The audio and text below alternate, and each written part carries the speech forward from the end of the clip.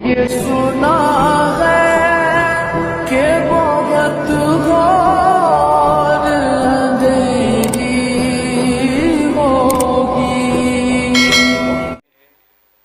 मांगने वालों तुमको तो यूं चाहिए, बोलो सुभान अल्लाह। सुभान अल्लाह। जब हमारा डीजल खत्म हो जाएगा तो कैसे काम चलेगा बताओ, बोलो मचल के सुभान अल्लाह। सुभान अल्लाह। मांगने वालों तुमको तो यूं चाहिए, मांगना भी किसी से तो क्यों चाहिए। मांगने वालों तुमको तो यूं चाहिए, अजी मांगना भी किसी से तो क्यों चाहिए। अजी कौन देता है देने को मुंह चाहिए, कौन देता है देने को मुंह चाहिए। देने वाला है सच्चा हमारा नबी, सब देने वाला है सच्चा हमारा नबी। और क्या खबर कितने तारे खिले छुप गए, क्या खबर कितने तारे खिले छुप गए। अंधे शीशों में चमका हमारा नबी। क्या खबर कितने तारे खिले छुप गए, पर न डूबे न डूबा हमारा नबी। और गम जदों को रजा मुजदा दीजे के है, गम जदों को रजा मुजदा दीजे के है। बेकसों का सहारा हमारा नबी, बेकसों का सहारा हमारा नबी। और हम नबी के गुलाम हैं, जब तक जिस्म में जान है, जब तक आन है, जब तक शान है, मुस्तफ़ा का मिलाद ऐसे ही होता रहेगा। सुभान अल्लाह। होता रहेगा ना, होता रहेगा। और मैं कहता हूं दुनिया में कोई इंसान ना बाकी रहे, दुनिया में कोई इंसान ना बाकी रहे, तब भी उस नबी का मिलाद होता रहेगा। होता रहेगा। और किस अंदाज से होता रहेगा, किस अंदाज में हुआ है और कैसे किया गया है। आज हम नबी का मिलाद बनाते हैं, नबी का जुलूस निकालते हैं, नबी के नाम लेवा है, नबी का जिक्र करते हैं। तो इसी धरती पर, इसी सरजमीन पर यही के रहने वाले दो दो पैर वाले लोग कहते हैं नबी का मिलाद मनाना नाजायज है। ऐ छर्रा के मुसलमानों मुझे जरा बताओ, ऐ छर्रा के खुशअकीदा मुसलमानों मुझे जरा बताओ, जिस नबी के सदक़े में कायनात को रचाया गया, कायनात को बसाया गया, जो हम सांस लेते हैं, जो हम खाना खाते हैं, जो पानी पीते हैं, ये मेरे आमिना के लाल का सदका है या नहीं है, या नहीं है। अरे जब मेरे नबी का ये सदका सारा जहान खाता है, तो बेटा वही असली होता है जो अपने माँ बाप की तारीफ करता है। सुभान अल्लाह। अगर बेटा अपने माँ बाप की तारीफ ना करे तो आप कैसा बेटा है अपने बाप की बुराई करे, कैसी औलाद अपने माँ बाप की बुराई करती है। तो मैं कहता हूँ कैसे वो लोग हैं जो कि नबी में कमियां तलाश करते हैं, और कैसे वो लोग हैं जो नबी में कमियां तलाश करते हैं। ऐ छर्रा के मुसलमानों, बाप और बेटे का वो रिश्ता है, बाप और बेटे में वो कनेक्शन है कि जब बेटा कहीं खड़ा होता है चार लोगों में, और जब उसके बाप का तज़किरा हो तो बेटे पर लाजिम व मलजूम है कि वो अपनी बाप की तारीफ करे, ताकि जमाना जाने कि उसके बाप में कितनी खूबियां हैं, ताकि जमाना जान ले उसके बाप में कितना कमाल है, ताकि जमाना जान ले उसके बाप में कितना जमाल है, ताकि जमाना जान ले उसके बाप का कैसा कैसो खद्दो खाल है, ताकि जमाना जान ले जो लोग खड़े हैं उनको अंदाजा हो जाए कि जिससे मेरी गुफ्तगू हो रही है वो तो अपने बाप का वफादार है, वो तो अपनी माँ का वफादार है, इसीलिए अपनी माँ की तारीफ करता है, इसीलिए अपने बाप की तारीफ करता है। तो मैंने कहा ये दुनिया का निजाम है, ये दुनिया के लोग हैं, ये दुनिया के इंसान है। कोई तारीफ बयान करता है तो कोई खूबियां बयान करता है। तारीफ तलाश करने वाले ने कहा अरे मैं तो मालिकी कहूंगा कि हो मालिक के हबीब। बोलो सुभान अल्लाह। मैं तो मालिक ही कहूंगा कि हो मालिक के हबीब, यानी महबूब मुहिब में नहीं मेरा तेरा, यानी महबूब मुहिब में नहीं मेरा तेरा। वाह क्या जूदो करम है शहे बतहा तेरा, नहीं सुनता ही नहीं मांगने वाला तेरा। जब बेटे ने अपने बाप की तारीफ की, जब बेटे ने अपनी माँ की तारीफ की तो पता ये लगा, अंदाजा ये हुआ कि ये बेटा अपने माँ बाप का वफादार है, ये बेटा अपने माँ बाप से मोहब्बत करने वाला है। अगर वहीं पर बेटा अपने माँ बाप की बुराई करे तो जमाना क्या कहेगा, कैसी औलाद है जो अपने ही माँ बाप की बुराई करता है, कैसी औलाद है जो अपने ही माँ बाप में कमियां तलाश करता है। तो अगर बेटा बुर्द कम तारीफ करे तो उसकी बड़ाई बयान होती है। तो उम्मते मुस्तफा का गुलाम भी वही होता है जो नबी की तारीफ बयान करता है। इससे पहले तुम्हारे नबी का मिलाद मनाया जा रहा है। मैंने कुरान मुकद्दस को पढ़ा तो कुरान मेरा फरमाता है अलस्तु बिरब्बिकुम।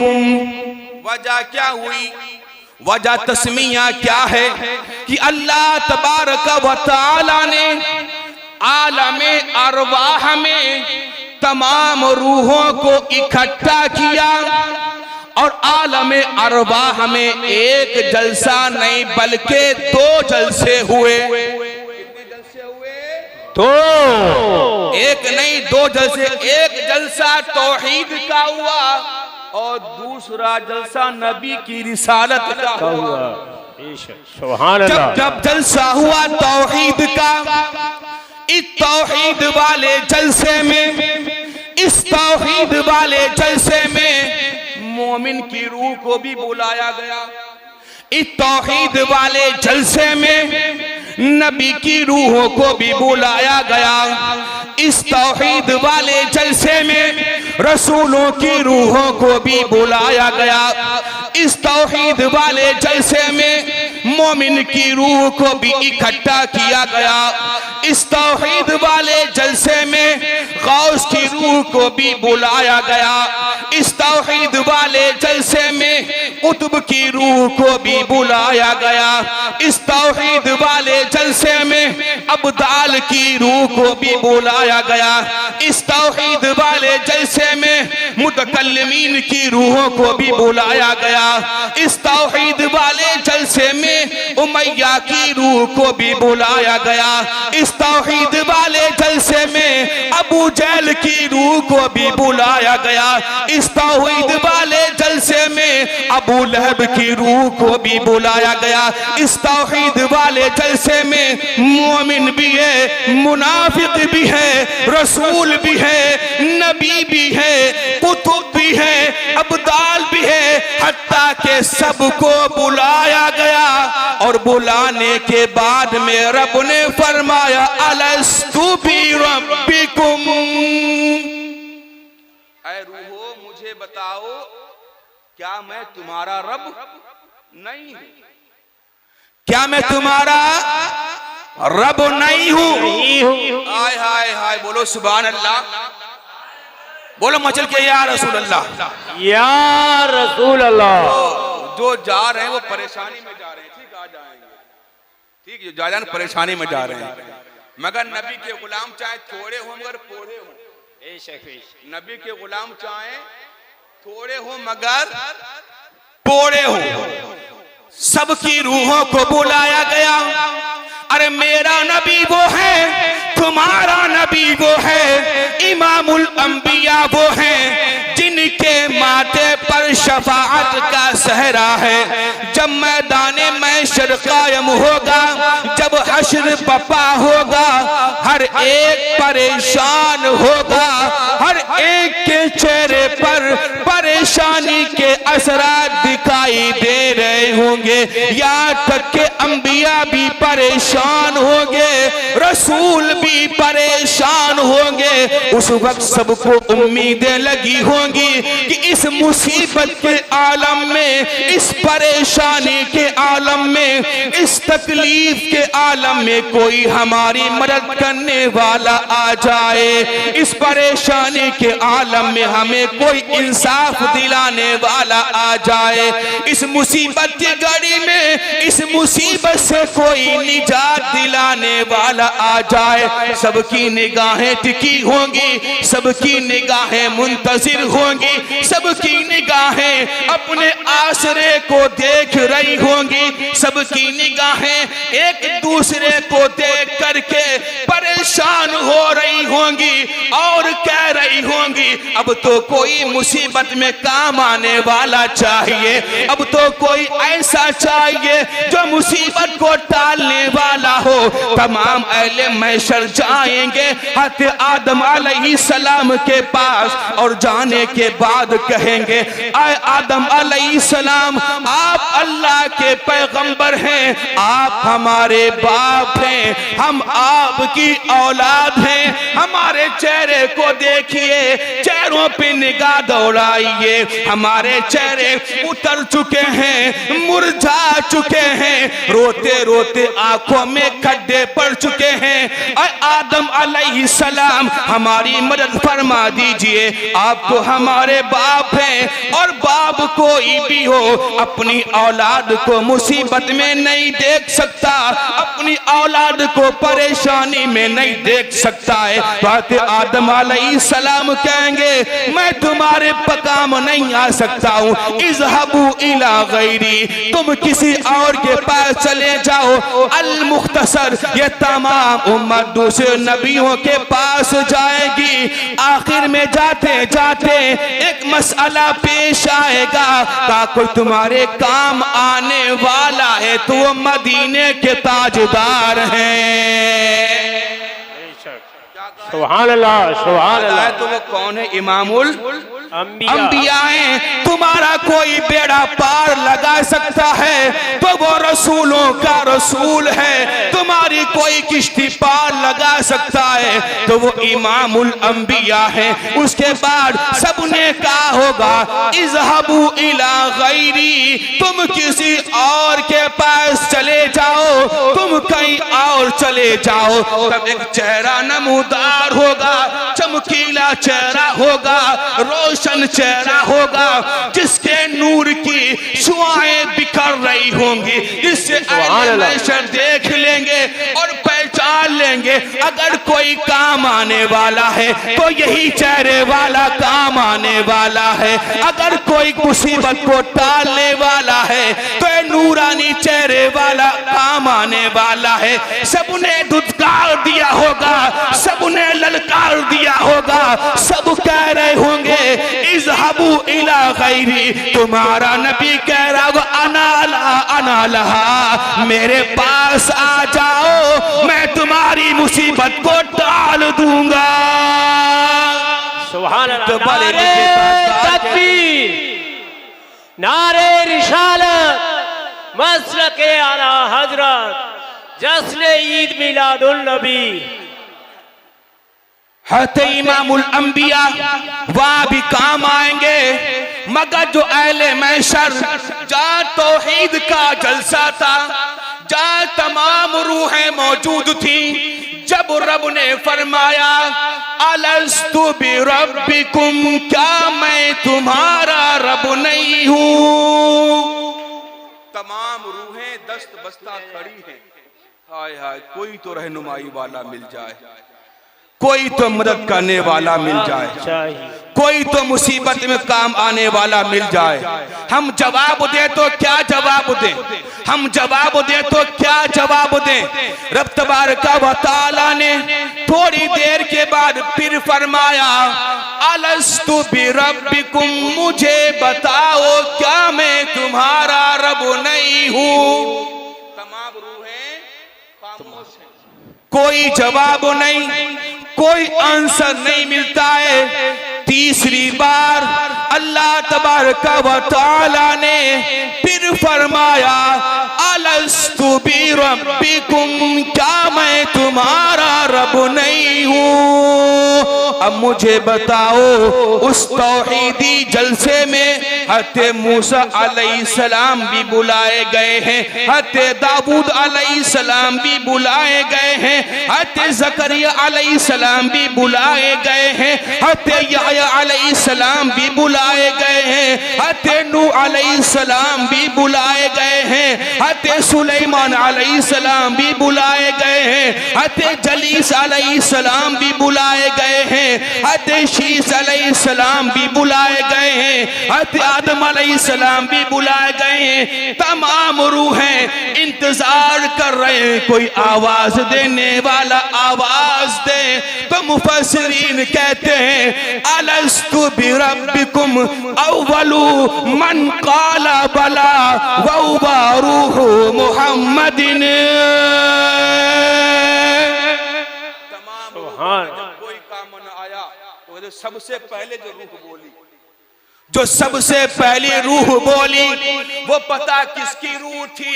वो तुम्हारे हमारे नबी की रूह पाक थी।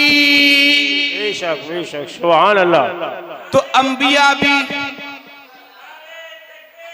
अल्लाहु अकबर, या रसूल अल्लाह, मरहबा मरहबा मरहबा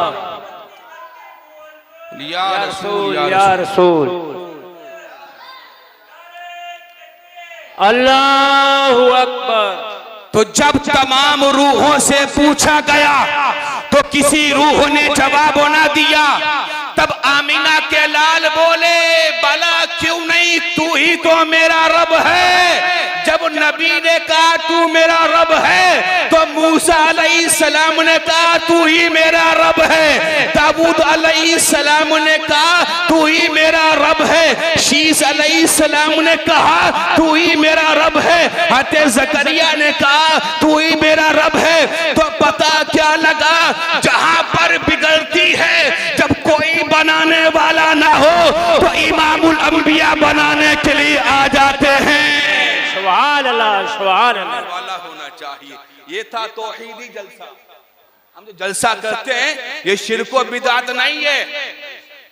ये पहला जलसा हुआ जिसे मोमिन भी बुलाया गया, काफिर भी बुलाया गया, मुनाफिक बुलाया गया, हर एक बुलाया गया।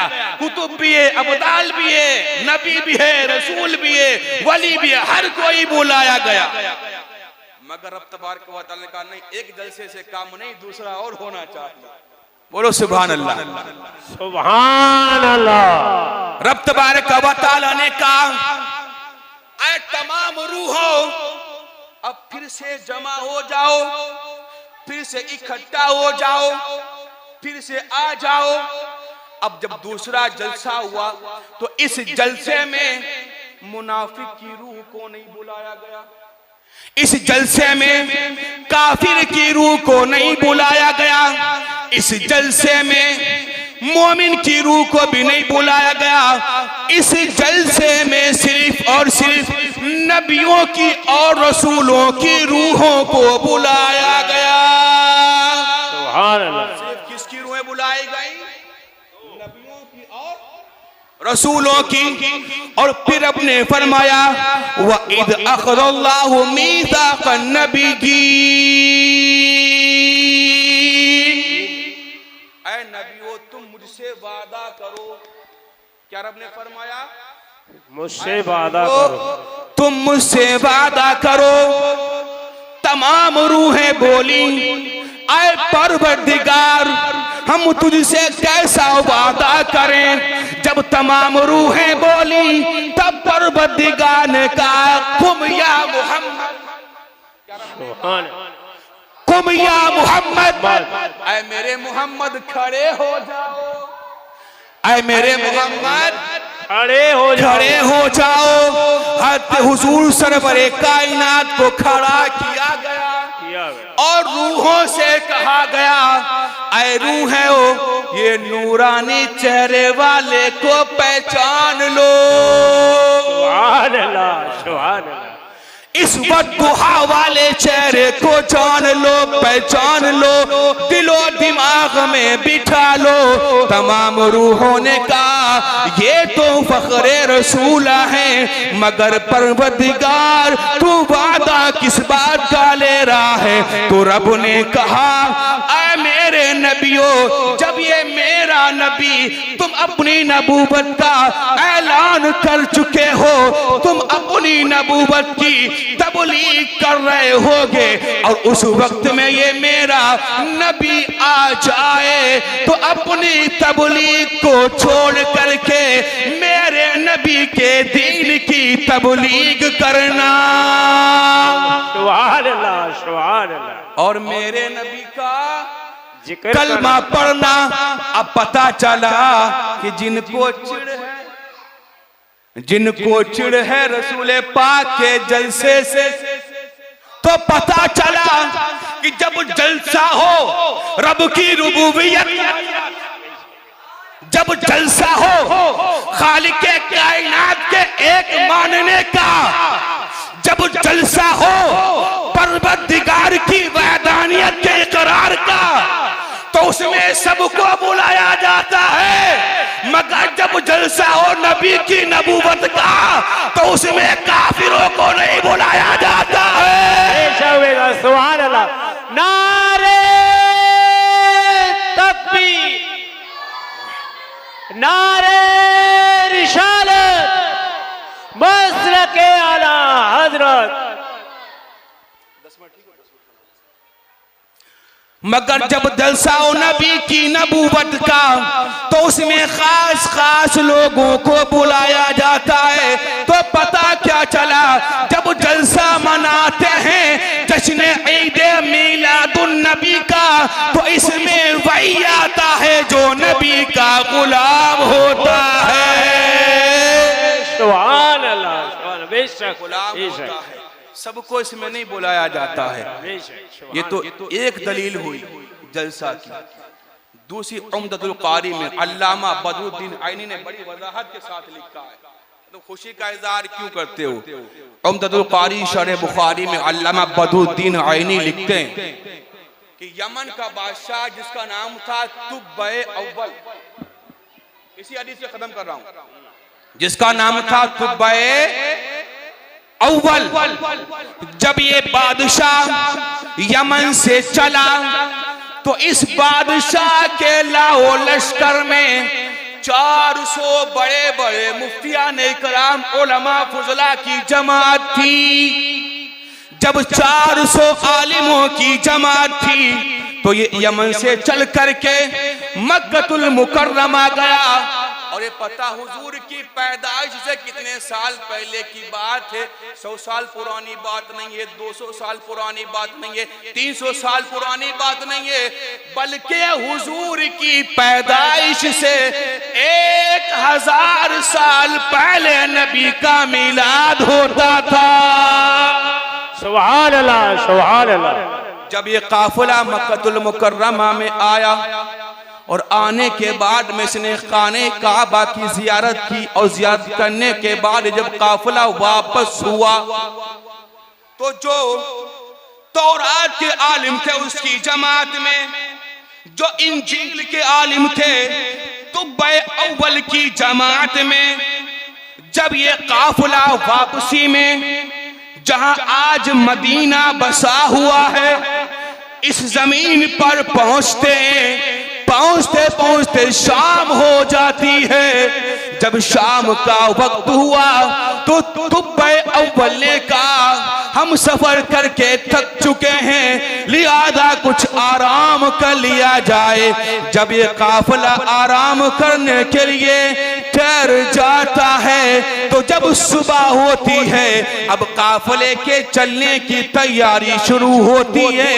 400 आलिमों से, 400 हुक्मा से, 400 फुजला से जब तुब्बे अव्वल ने कहा अपना सामान बांधो, हम यमन की जानिब जा रहे हैं, तो उन तमाम उलमा ने बादशाह से अलग हो करके एक मीटिंग को इनेकाद किया। उसमें मशवरा हुआ और मशवरा होने के बाद में बादशाह तुब्बे अव्वल के पास आते हैं और आने के बाद कहते हैं ऐ बादशाह तुम्हें जाना हो तुम चले जाओ, मगर ये जमीन छोड़ करके हम नहीं जाएंगे। सुभान अल्लाह, सुभान अल्लाह। जमीन छोड़ करके हम नहीं जाएंगे। बादशाह ने पूछा ऐ मेरी जमात के हुक्मा, उकला, फुजला, तुम ये जमीन छोड़ करके क्यों नहीं जाना चाहते हो?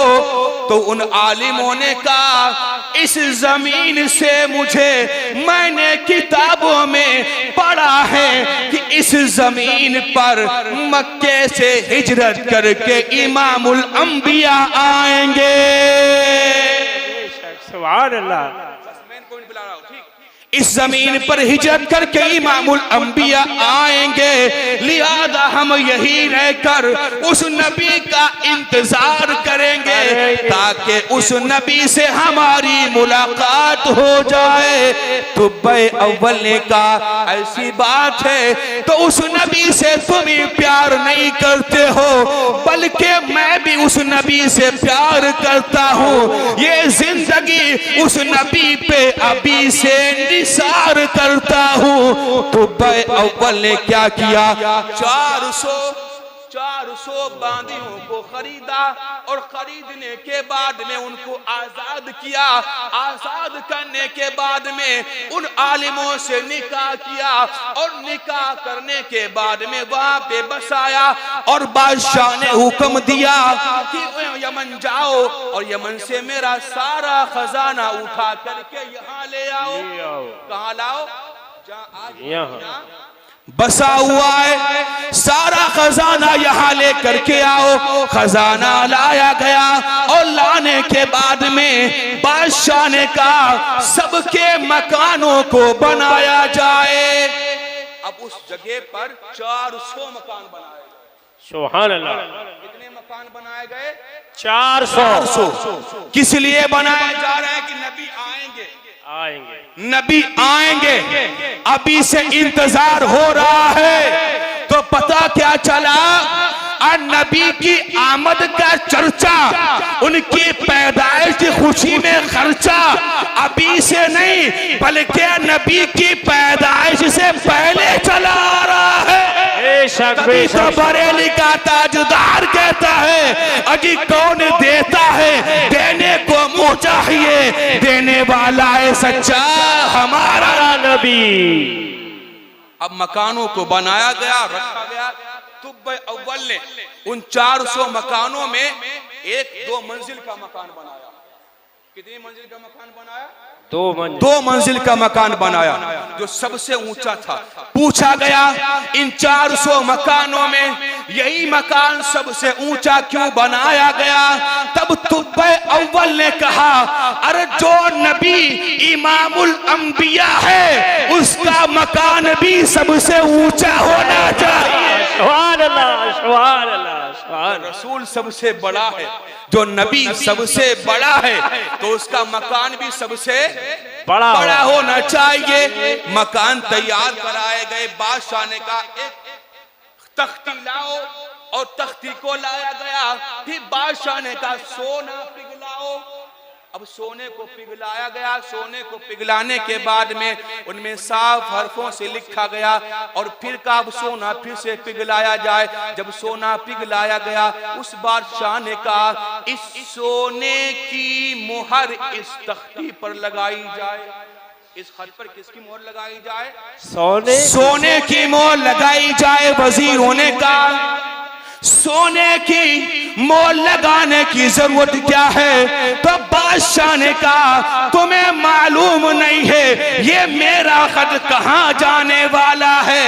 अरे खत ऐसा होना चाहिए जब रसूल तमाम रसूलों में सबसे आला है तो उसके लिए खत भी सबसे आला होना चाहिए।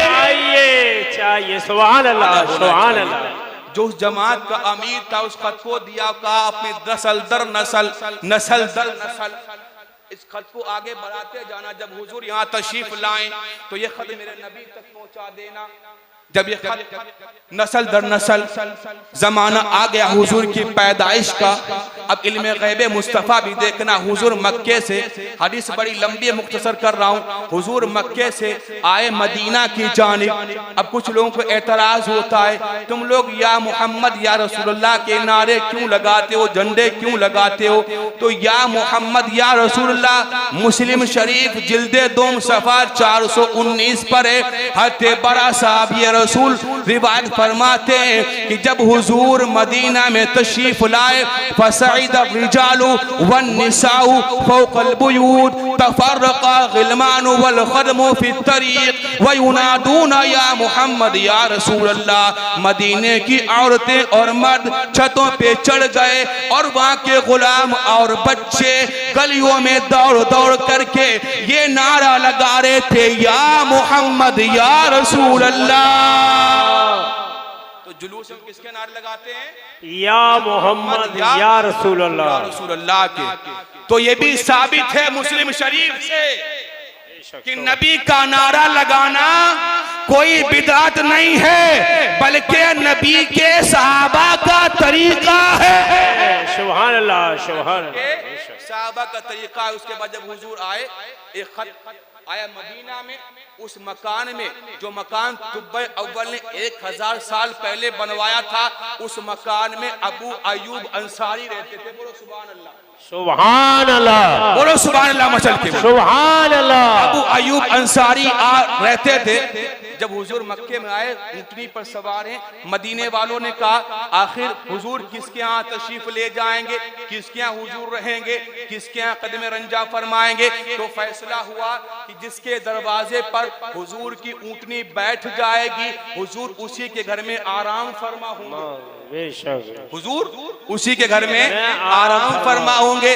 रावी हदीस बयान करते हैं हुजूर ऊंटनी पर बैठे हुए हैं, नबी के सहाबा पीछे पीछे हैं। हुजूर की ऊंटनी दरवाजे पर जाती है और इस तरह से देखने के बाद उस दरवाजे से फिर आगे बढ़ जाती है। वहां जाने के बाद उस मकान को देखती है, फिर आगे बढ़ जाती है, फिर तीसरे मकान को देखती है, वहां से फिर आगे बढ़ जाती है। ऐसे चलते चलते चलते चलते किसी मकान के सामने वो ऊंटनी नहीं बैठी।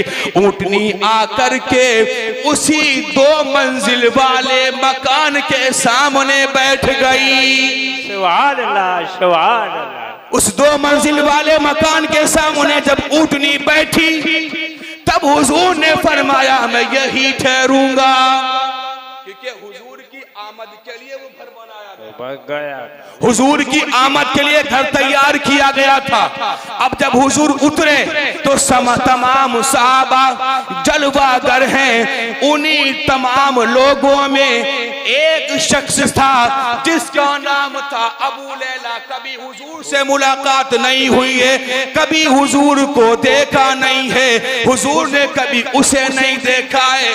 जब वो सामने पजमा चीरते हुए आया तो सरकार ने फरमाया अंता अबू लैला, क्या तू ही अबू लैला है? उसने कहा कहा या रसूलल्लाह हमने आपको देखा नहीं, आपसे हमारी मुलाकात नहीं हुई, आपने कैसे पहचान लिया? सरकार ने फरमाया मुझे पहचान ही नहीं, बल्कि जो तूने कुर्ता पहन रखा है उस कुर्ते में मेरे नाम तुब्बे अव्वल का 1000 साल पुराना खत मौजूद है, वो मुझे दे दे। अरे जब तुम्हारे नबी को तुब्बे अव्वल की जेब में रखा हुआ खत मालूम है, तो अगर चर्रा की जमीन पर खड़े होकर के कोई पढ़ने वाला पढ़े मुस्तफा जाने रहमत पे लाखों सलाम, शमे बज़ में हिदायत पे लाखों सलाम। अरे मेरा नबी जब जेब का इल्म रखता है तो अपने गुलामों की जबानों का भी इल्म रखता है। अपने नबी से प्यार करो, अपने नबी से मोहब्बत करो और अपने नबी से प्यार करना। अब दूसरी बात ये, ऊंटनी को कैसे मालूम चला कि यही ठहरना है? ऊंटनी को कैसे मालूम चला इसी घर के सामने बैठना है? अरे चर्रा के मुसलमानों, तुम तो जितना नाज करो कम है। अरे जिस नबी जिस ऊंटनी पर बैठ जाए उसको इल्म हो जाता है कहाँ रुकना है। तो जब ऊंटनी के इल्म का आलम ये है तो तुम्हारे नबी के इल्म गैब का आलम क्या होगा?